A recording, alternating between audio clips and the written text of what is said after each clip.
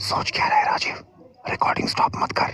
6 बजने वाले हैं यार, कोई ना कोई आ जाएगा। अब इससे पहले निकल जाते हैं। पूरी रात कुछ नहीं मिला तो अब क्या मिलेगा? सूरज तक उगा आया है बाहर। और ये कहकर मैंने रिकॉर्डिंग स्टॉप की और कैमरा पैक करने लगा। प्रशांत साउंड का इक्विपमेंट समेटने लगा। हमने 2-3 माइक्स लाइब्रेरी के कोनों में भी छिपा कर रखे थे। प्रशांत उनमें से एक उठाने पीछे कैबिनेट्स की तरफ गया। मैंने कैमरा बैग में रखकर जिप किया और तभी राजीव! प्रशांत चिल्लाया और मैं दौड़ा उसकी तरफ। मैं जैसे ही पीछे की 12A कैबिनेट रो पहुंचा तो दंग रह गया। प्रशांत नीचे गिरा हुआ था। क्या हुआ? मैं जैसे ही माइक उठाने गया तो जोर से शॉक लगा यार। शॉक? तूने केबल्स तो मेन से निकाल दिए थे ना? हाँ, ऑफ कोर्स। स्टैटिक हो सकता है। इतना स्ट्रॉन्ग कैसे हो सकता है, स्टूपिड? बात तो सही थी प्रशांत की।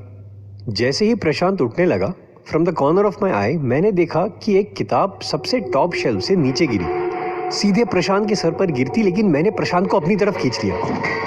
पर अजीब बात यह लगी कि जैसे ही किताब जमीन पे गिरी तो एक मेटालिक साउंड आई।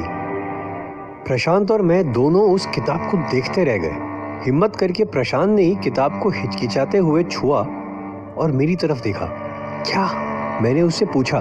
तब प्रशांत ने किताब उठाई और ये तो स्टील है। स्टील की किताब, या स्टील के केस में किताब। देख। व्हाट? That's so strange. वैसे बड़ा सुंदर बनाया है केस। जब तक हाथ से छुओ नहीं तो नॉर्मल बुक ही लगे। हाँ, लेकिन ये बुक केस, स्टील केस खुलेगा कैसे? और तभी लाइब्रेरी के मेन डोर खुलने की आवाज आई और हम दोनों डर गए। शिट, मिसेस दुआ आ गई। ओह नो, हमारा सामान सारा वहीं खुले में रखा हुआ है बे। Just take a deep breath. अब हम बचकर यहाँ से भाग नहीं सकते। मेरा कैमरा छोड़कर तो बिल्कुल नहीं। देख, बेटर यही होगा मिसेस दुआ का सामना किया जाए। ओके? मैंने हाँ में सर हिलाया और प्रशांत ने वो स्टील की किताब वापस शेल्फ में रखी और हम दोनों वहां से अपने सामान की ओर बढ़े। मिसेस दुआ भी सामने खड़ी हमारे कैमरा और साउंड इक्विपमेंट को घूर रही थी। हम दूसरी बार इस तरह लाइब्रेरी में पकड़े गए थे। मतलब लास्ट टाइम हमें किसी ने पकड़ा नहीं था, लेकिन हम कुछ बैटरी पैक्स यहीं भूल गए थे निकलने से पहले। तो ऑब्वियसली अथॉरिटीज को पता चल गया कि कोई स्टूडेंट्स लाइब्रेरी में चोरी से घुसे थे। इस बार हमें कॉलेज के डीन के सामने पेश किया गया। यू सी, कॉलेज लाइब्रेरी के 3rd फ्लोर पर जहां हम पकड़े गए थे, वहां सिर्फ PhD स्टूडेंट्स और उससे भी ऊपर के स्कॉलर्स, रिसर्चर्स अलाउड हैं। हम तो बस सेकेंड ईयर स्टूडेंट्स थे और हमारे काम की सभी किताबें ग्राउंड फ्लोर पर ही थी। कभी कभी हम 2nd फ्लोर पर कंप्यूटर नोट्स बनाने चले जाया करते थे, लेकिन 3rd फ्लोर पर जाने की हमको परमिशन नहीं थी। हम वहां गए थे क्योंकि हम एक एक्सपेरिमेंट कंडक्ट कर रहे थे। क्या था कि जब से कॉलेज ज्वाइन किया था हमने सुना था कि 3rd फ्लोर की लाइब्रेरी हॉन्टेड है, तो वो चेक करने हम गए थे।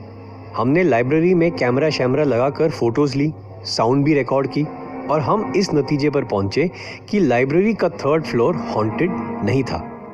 ये सिर्फ वहम था और अफवाह। तो बस डीन के सामने भी हमने सच बयां किया, माफी मांगी अपने एक्शंस के लिए, लेकिन ये भी साफ कहा कि हम जो भी कर रहे थे वो in the interest of everyone कर रहे थे। वंस एंड फॉर ऑल हम चाहते थे कि ऐसी भूत प्रेत हॉन्टेड टाइप अफवाहें फैलानी बंद की जाए। डीन ने हमें माफ किया, लेकिन वार्निंग दी कि दोबारा ऐसा कोई एक्सपेरिमेंट करने से पहले हम परमिशन ले लें। आज का दिन मेरे लिए तो बड़ा लकी है। बच गए, पहले लाइब्रेरी में सर फटने से, और अब डीन ने भी माफ कर दिया। मैं ऐसे ही सोच रहा था कि वो स्टील की किताब अगर मेरे सर पर गिरी होती तो मेरा सर तो क्रैक हो जाता। यार हंसने की बात नहीं है, मेरे तो दिमाग में वो किताब अटक गई है। क्या है वो? कुछ दिन बाद मेरा सामना प्रोफेसर चौधरी से हुआ। हमने इनका नाम सनकी रखा हुआ था। मैं कॉरिडोर से गुजर रहा था जब उन्होंने मुझे रोका और पूछा, तुम ही हो ना जिसने नोटिस बोर्ड पर ये लिखकर टांगा है कि लाइब्रेरी का 3rd floor is not haunted? ऐसी अफवाहें ना फैलाई जाएं। जी सर। मैंने हाँ कहा और प्रोफेसर को साइंटिफिक हवाले से समझाने लगा कि अगर कोई एंटिटी है लाइब्रेरी के 3rd फ्लोर पर तो उसका प्रूफ भी तो मिलना चाहिए। उस एंटिटी का आउटर फॉर्म ना भी हो, लेकिन मैग्नेटिक फील्ड, इलेक्ट्रिक फील्ड कुछ तो होगा। और मेरी बात सुनकर प्रोफेसर जोर जोर से हंसे। और फिर मुझे बड़ी अजीब तरह से देखते हुए बोले, जानलिंग वृश्यम मुनु सुनु व्योम श्रिम स्क्विंग। जी सर। और जितनी अचानक उनकी आंखों में एक अजीब सी चमक आई थी जब उन्होंने मुझसे वे अजीब ऊल जलूल शब्द कहे थे, उतनी ही अचानक वो चमक गायब हो गई और मुस्कुराते हुए वो मुझसे कहे, किताबों में भी जान होती है बेटा, उनकी भी आत्माएं होती हैं। ज्ञान कोई लाइफलेस वस्तु नहीं, नॉलेज इज अलाइव। मैं एक पल उन्हें बस देखता रहा। उन्होंने मुझसे अभी जो कहा वो समझा मैंने और फिर पूछा, क्या हर किताब में जान होती है? हर इंसान में अकल होती है, लेकिन हर इंसान समझदार नहीं कहलाता। और ये कहकर वो चल दिए। बस उसी पल आई डिसाइडेड मुझे फिर से लाइब्रेरी के 3rd फ्लोर पर जाना होगा। तभी प्रशांत मुझे मिला। ओए, एग्जाम्स की डेट्स आउट हो गई हैं, सिर्फ 10 दिन बचे हैं तैयारी के लिए। हैं? हाँ, ओके। कहाँ खोया हुआ है तू? कहीं नहीं, बताऊंगा मैं बाद में। मेरे दिमाग में उस वक्त सिर्फ प्रोफेसर चौधरी की बातें चल रही थी। वाकई में सनकी ही था प्रोफेसर। लेकिन उसी रात मैं लाइब्रेरी के 3rd फ्लोर पर पहुंच गया। पिछली बार प्रशांत और मैं दिन में ही जाकर अंदर छिप गए थे, लेकिन आज मैं तो बस इम्पल्स पर उठकर चला आया और जब लाइब्रेरी के 3rd फ्लोर पर पहुंचा तो नेचुरली डोर लॉक था। अंदर कैसे जाऊंगा ये तो सोचा ही नहीं था। अब कैसे चेक करूंगा यहाँ की किताबें जिनकी अपनी जान थी, आत्माएं थीं जिनकी। क्या क्या बड़बड़ाया था संकी, कुछ जिबरिश में बोला था, जानलिंग वृश्यम मुनु सुनु व्योंग श्रिम स्क्विंग। और मेरे ये बकते ही अचानक लाइब्रेरी का डोर मेरे सामने अपने आप खुल गया। पहले तो मैं डर गया, ये कैसे पॉसिबल था, किसने खोला ये डोर? उस एक पल में मेरे पसीने छूट गए। बड़ी हिम्मत से मैं यहाँ तक आया था, लेकिन अब सोचा आगे नहीं बढ़ता। फिर सोचा प्रशांत को बुला लेता हूँ। एक्चुअली पता नहीं क्यों मैं प्रशांत को लेकर नहीं आया। अपनी जीन्स की बैक पॉकेट की तरफ हाथ गया तो रियलाइज़ किया कि मैं अपना मोबाइल भी गफलत में हॉस्टल रूम में ही छोड़ाया था। किसी तरह हिम्मत करके मैंने अपने पैर को वहीं जमे रहने दिया, लेकिन आगे झुककर मैंने एक बार लाइब्रेरी रूम के अंदर झांका। अंधेरा था, कुछ दिखाई नहीं दे रहा था, लेकिन पीछे की ओर सीलिंग पर एक स्पॉट था। हल्का सा ग्लो था वहां, जैसे नीचे से कोई लाइट ऊपर छत पर पड़ रही है। क्या था? और ये जानने बिना सोचे मेरे पैर अंदर की ओर चले। जैसे ही मैं लाइब्रेरी रूम के अंदर था, पीछे दरवाजा अपने आप बंद हो गया। अब मुझे पक्का यकीन था कि मैं यहां से भाग तो नहीं सकता, और अब मैं किताबों से घिरा था। और अगर इनमें जान थी, इनकी आत्माएं थी, तो मैं उन आत्माओं के बीच था। मेरी नज़र फिर एक बार उस सीलिंग पर पड़ रही ग्लो की तरफ गई। अंधेरे में अब वो ब्राइटर दिख रही थी और मैं उसकी तरफ अपने आप आगे चलने लगा। जैसे जैसे मैं उसके करीब पहुंच रहा था, मैंने रियलाइज़ किया ये वही शेल्फ के ऊपर ग्लो थी जहां वो स्टील की किताब रखी थी। और जब मैं कैबिनेट की रो 12A के पास पहुंचा तो मुझे साफ दिखाई दे रहा था वो स्टील की किताब। उस किताब में से एक ब्राइट लाइट चमक रही थी, लेकिन ये लाइट ऐसी थी जो अपने ओर आकर्षित कर रही थी मुझे। और जैसे मैं उस किताब की ओर बढ़ने लगा, मुझे लगा मैं अब बिल्कुल डर नहीं रहा था, और मैंने उस किताब को उठाया। किताब बहुत भारी थी। मैं उसे संभालकर हाथों में कसकर पकड़े हुए एक स्टडी टेबल की ओर चला और उस किताब को टेबल पर रखकर मैं सामने बैठ गया। उस स्टील केस के ऊपर ना कुछ लिखा हुआ था और ना ही उसमें कोई की होल या कोई मैकेनिज्म दिखाई दे रहा था जिससे उसे खोला जाए। मेरी उंगलियां ये टटोल रही थी जब एक नेचुरल एक्शन में मैंने किताब का कवर जैसे उठाकर खोलते हैं वैसे ही किया और वो खुल गई और उसके अंदर पन्ने पलटने लगे।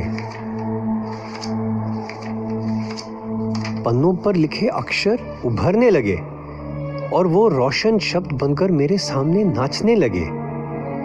मैं पढ़ने लगा, इम्प्रात्रियम नजीबोकीतर मखिलिस्त्री पाउन सीप दूर अबनम लास्त्रो जू नू मियांग ओरम श्रीम बियानारी अवाद्रुम हिबातो माजम डॉट रप्त सप्त गप्त लप्त सियानुम फरिश्ते विभ्रूम मा या रुबिला मुनास्त्रा मू ज्वीम श्वीम जा डैश जानलिंग वृश्यम मुनु सुनु व्योम श्रिम श्क्विंग सा मा ला री दो रे नी पा सो गा ती धा रिम रिम धा ती गा सो पा नी रे दो ला मा सा सा सा सा सा सा